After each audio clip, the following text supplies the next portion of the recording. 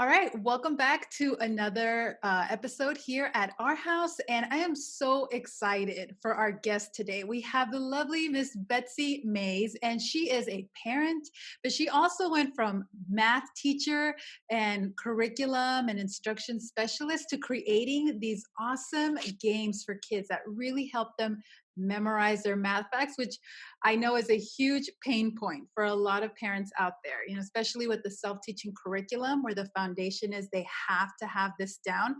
I know it's really challenging. I know flashcards, parents can get burnt out on it, kids get burnt out on it. So she's going to talk us through this and give us some great tips and advice. So, welcome, Betsy. Thank you so much for being here.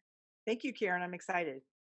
So tell us a little bit about your background, what you offer parents, and how you made this transition, how you got into, providing games for parents. Well, like all of you, I started out as a parent and helping my students and my children through school, doing the best I could at home, supporting the curriculum that they were coming home with. And I wanted to make it fun for them. So I just find any way I could to make it a game. So, for example, you were talking about memorizing your facts. My son loved mini marshmallows. So I'd throw some mini marshmallows on the kitchen table and we would roll die. And whoever could, let's say we were practicing addition skills, whoever could say the sum first got a mini marshmallow. Oh, So that's such he a and I great would idea. have competitions over who got to eat the most marshmallows.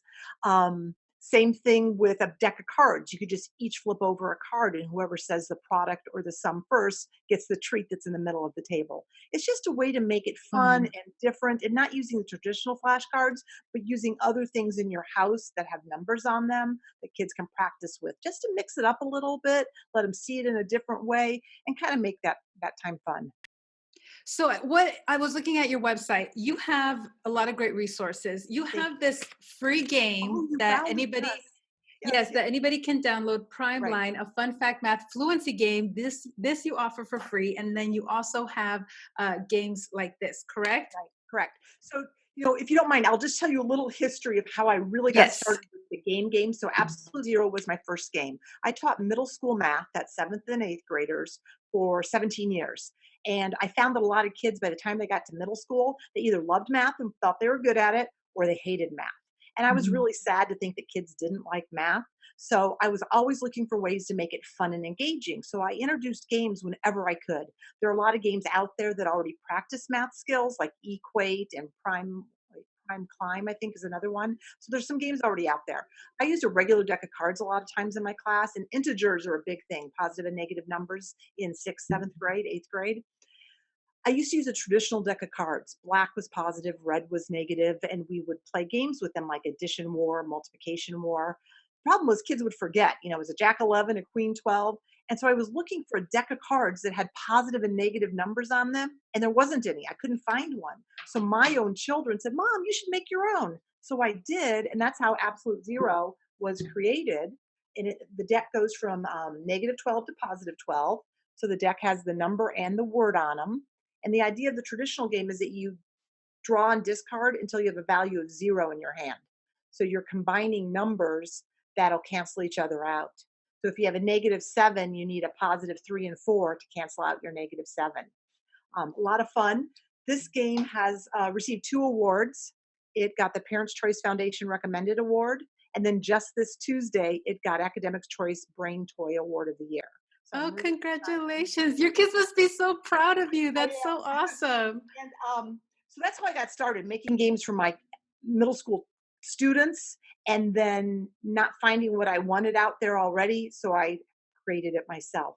On this game, it was really a family effort because my daughter, who took graphic design in high school, she was my graphic designer. My son helped me with the rules, and we just did it. It's been out for about 4 years. Um, 10 Fish is the other game. This one, you are making 10. So it's great for little kids, 4 4 year olds and up, right? Just 5 6 year olds. That making 10 is a really foundational math skill. And I put 10 frames on the cards so kids can see what the number looks like and how many more they need to make 10. So a lot of Yes. elementary programs use those 10 frames to support kids. I love that, especially because I feel like I've tried everything when it comes to memorizing math facts. And there's these books, like multiplications, in 6 weeks, different ones, Yeah, no, and I've they done. use deck of cards. but it is confusing, like you say. So the fact that you've kind of combined the best of all the exercises, like the 10 frame and using cards, Right. but you just streamlined it. So instead of needing like a lot of different resources and materials, it's like the best of all the worlds in your deck of cards. My kids love this 10 fish They game. do. I mean, It's fun, yeah, isn't it? It's just it is. It is. I was at the homeschool convention as had a vendor booth in Phoenix here a few years ago, and the little kids just loved that game. They were coming out to my booth and playing with me and laughing. And my husband's like, "Oh my gosh, I can't believe how well it's received by the little kids." So it was really fun. But back to Primeline, the one you showed. What I try to do is think, what are some common problems? What's something all kids struggle with, and then I make a game to support that. So I was trying to think, my kids don't know their facts, right? That's something I hear from parents and teachers everywhere. So I'm like, what kind of thing can I do to help kids learn their facts? And that's where I came up with Primeline. We're a big game playing family, so we play dominoes and Mexican Train a lot, if you're familiar with that We game. love that game. We Yeah. love Mexican train. So Yeah. I thought, instead of just matching numbers that are the same, like a 15 with a 15 or 8 with an 8, let's match numbers that are multiples or factors of each other.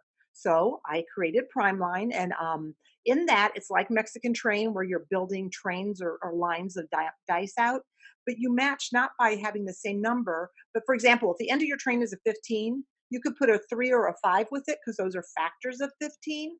Or you Mm. could put a 15, 30, 45 with it because those are multiples of 15.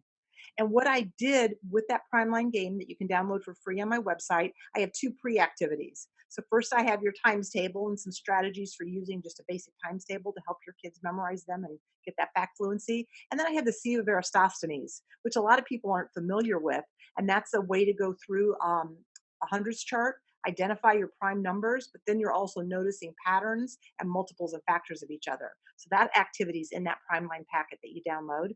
There's a free video on YouTube that I have that shows you how to do the sieve of Eratosthenes. So those are all different things I've been trying to come up with to help parents support their children learning their math facts.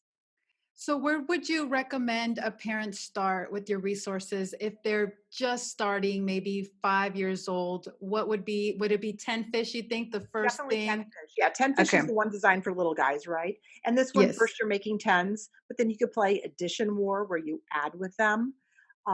And there's a couple other games in the direction. So 10 fish is definitely where to start. And older kids like this too, right? 10-year-olds, 11-year-olds can definitely play and have Yes. fun with it. Now, for older students that maybe never memorized their math facts, where would you recommend the You know, Primeline game? The Primeline game, yeah, Yes. that's great, starting around the age 8 and 9 when you're starting to memorize your math facts, you can start with that, but then, high school kids can play Primeline because it's just practice we all need, and it's fun. Yes. So I want to get your thoughts on this. Why is it that some kids just seem to have a harder time memorizing their math facts than others? Do you You know think, I mean, I'm sure you've racked your brain on this too. yeah, if I had the answer to that, I'd be a Nobel Peace Prize winner, right? But, um, I'm not sure. I think maybe some of it is just that preconceived notion that they're not good at math, right? They got off on the wrong foot. They just say they don't like math. So changing that math attitude might help. And that's where I think games come in, playing games with kids and showing them that numbers are fun and you can do this. Um, some kids might have some slight dyslexia or some other issues that are impairing them just a little bit that maybe it's not noticeable to where it's been diagnosed yet because I'm slightly dyslexic. I transpose my numbers frequently and that's made some stuff a bit of a struggle. Doesn't mean I can't do it. It just means I have to try a little harder. I have to be a little more patient with myself. There's another good book out called Faster Isn't Smarter. And so, although knowing your facts is important, I don't think speed is always the end all and be all. So, I'm not a real big fan of time tests or timing kids with their math facts. Yes, they need to know them, but that timed piece, if we could get rid of that, that would ease some of the pressure, I think. I'm so glad you said that Yeah. because I have a son who I think is a little bit kind of on the spectrum and he can answer everything correct. But when we do those time Yeah. tests, it No, really I gives don't him a ton of I don't like anxiety. time tests because it's not necessary in my opinion. It doesn't serve really any great purpose. The other thing is to teach alternate strategies. So, for example, 7 times 8 was always a one I could never remember. I mean, it wasn't until I started teaching middle school math and went over it frequently that it really got ingrained in me, right? But that's seven Mhm. times eight. I don't know, Yes. but Me too. I learned other strategies. So, for example, I didn't know 7 times 8, but I knew 4 times 7 was 28. And I know 2 fours was 8, so I knew if I doubled my 7 times 4, which was 28, I'd get the 8 times 7. Does that make sense? Yes.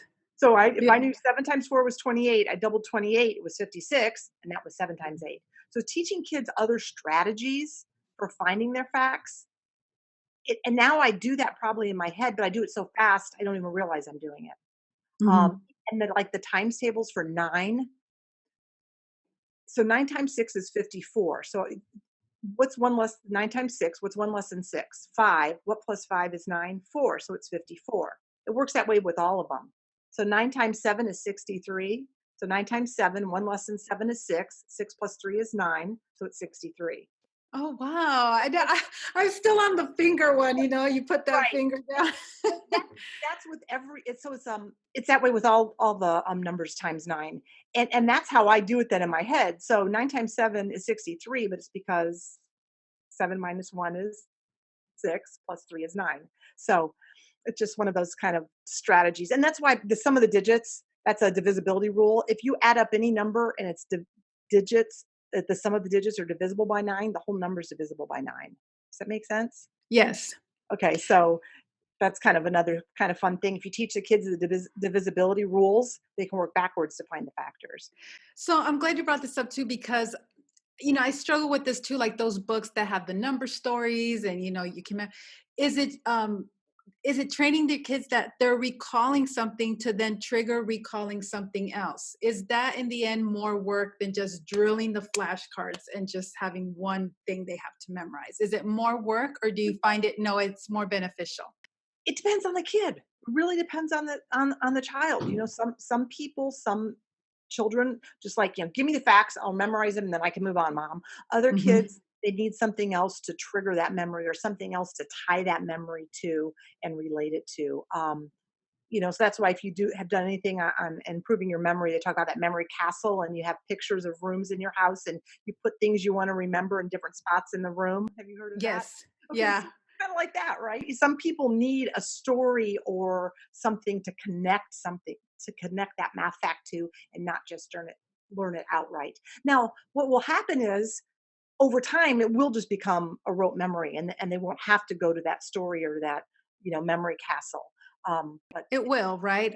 Yeah, it will. it It will. will. But yes, facts are important, and I know that we need to know them, but we really shouldn't let it hold kids up too much. Like if they've got the basics, they understand it, they know the majority of their facts, it's okay to let them start learning some more advanced math or some other math, because then they'll see the importance of knowing their facts. If we're doing double digit multiplication, but you still don't know 3 times 6, so you've got to stop, go figure that out, then come back. Then they're kind of learning that, oh my gosh, I do need to know my single digit fact tables so that I can do other more enriching problems.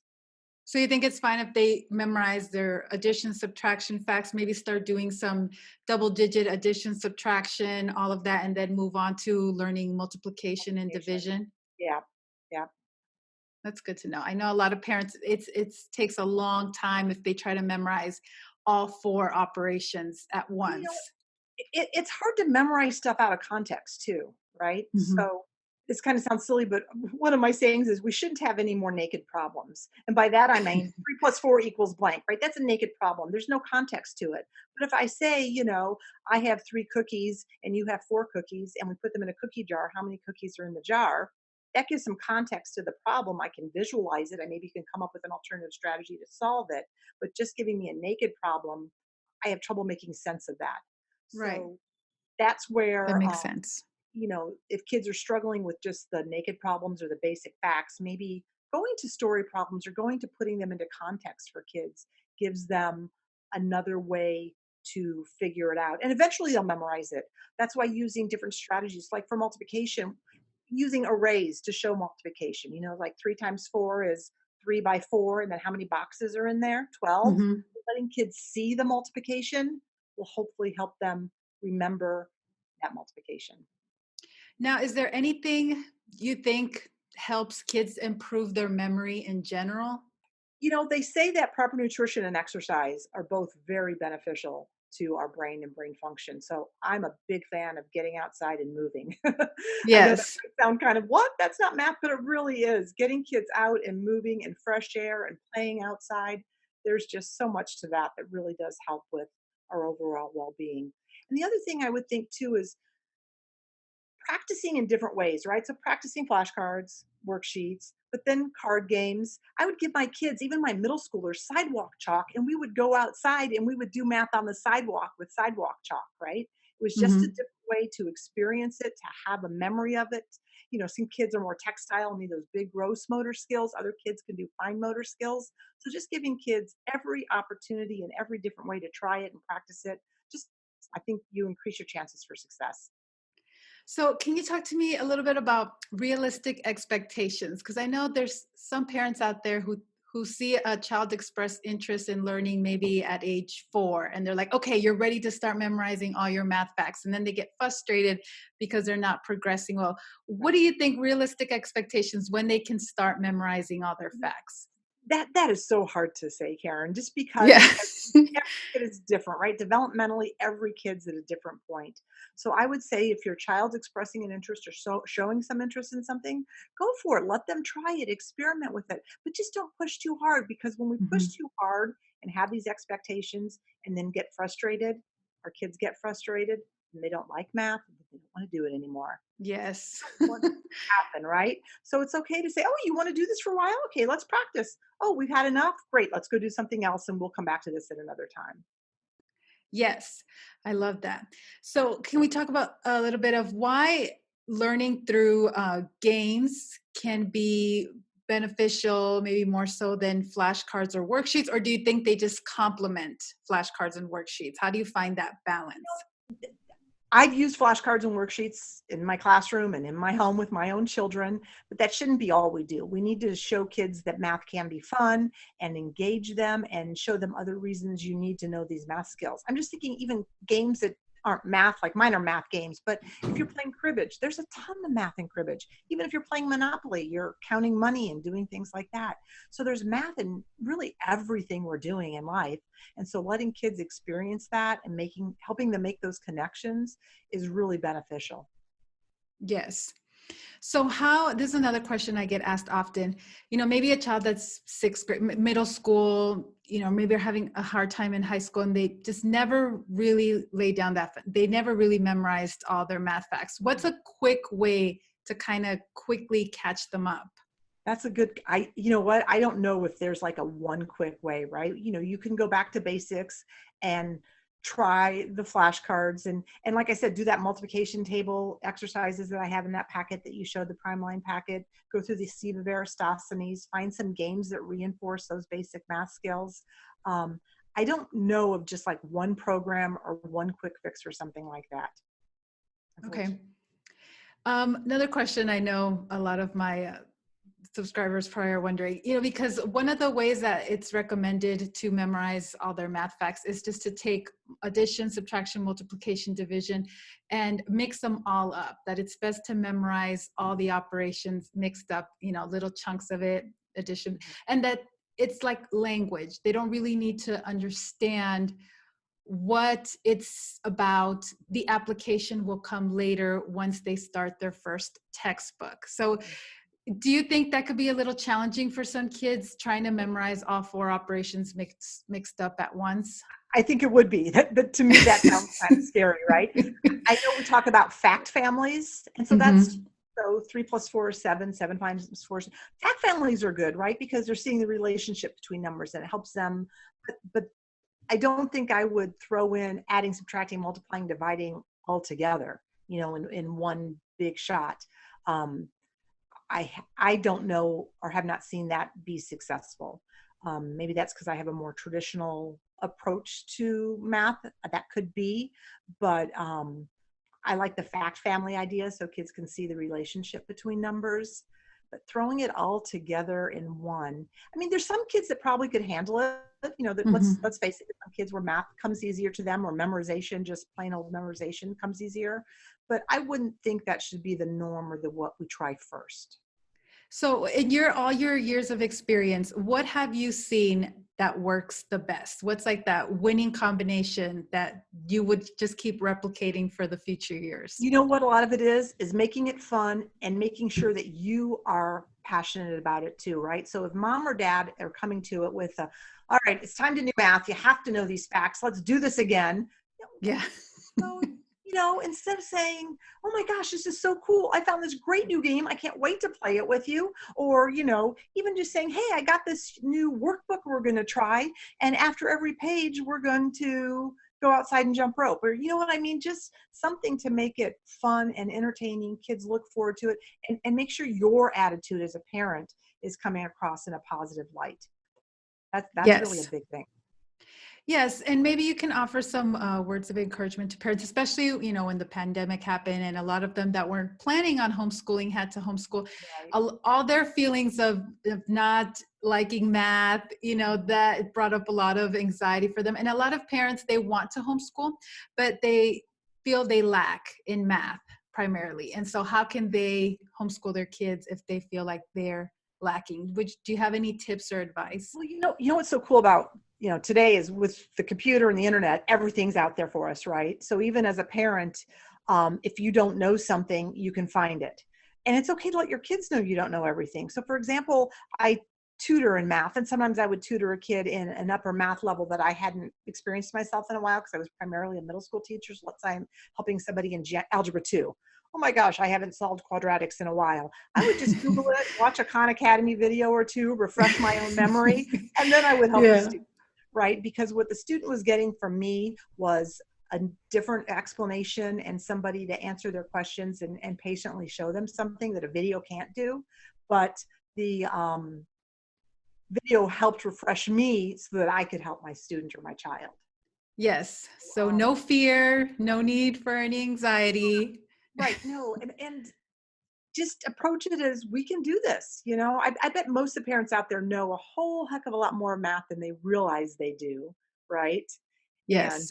they just need to have one, a little bit more self confidence, and two, know that they want to present this in a positive light so their children don't have the same fear and reservation about math that they do.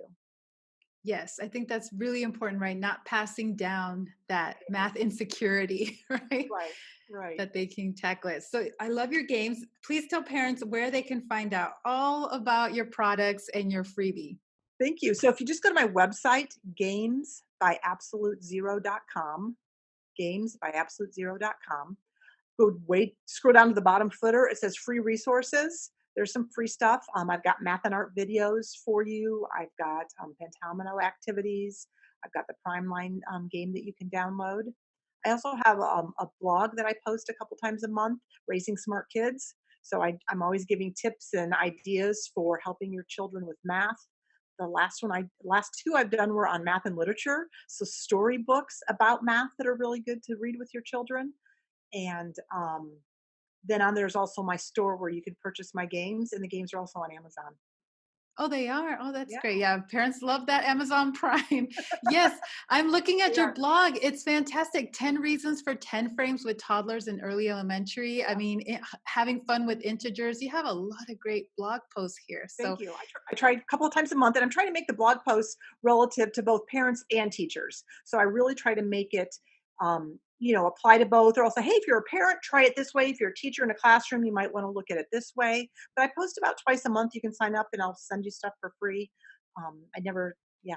So that's great. So, what are your future plans? If they bring back homeschool conventions, will you be at the oh, Phoenix definitely. one? Yeah, I was so disappointed. I Yeah. had planned this past year. I took an early retirement from the school district, and I was just going to go around the country and promote my games and go to homeschool conventions and other math conferences, and they all got canceled. So Oh, no. I had a year of not doing a whole lot, which was nice to relax and spend time with my family. But I'm looking forward to life getting back to normal and going out there and meeting people. Yes, hopefully it comes back soon. And if so, I'd love to go to your booth and visit you. That'd be I fun. would love to see you, Karen. Well, thank you so much, Betsy, for answering our questions and just reassuring us parents and giving us other options besides just flashcards and worksheets, fun ways to help our kids memorize their math facts. Thank you so much for being on the show.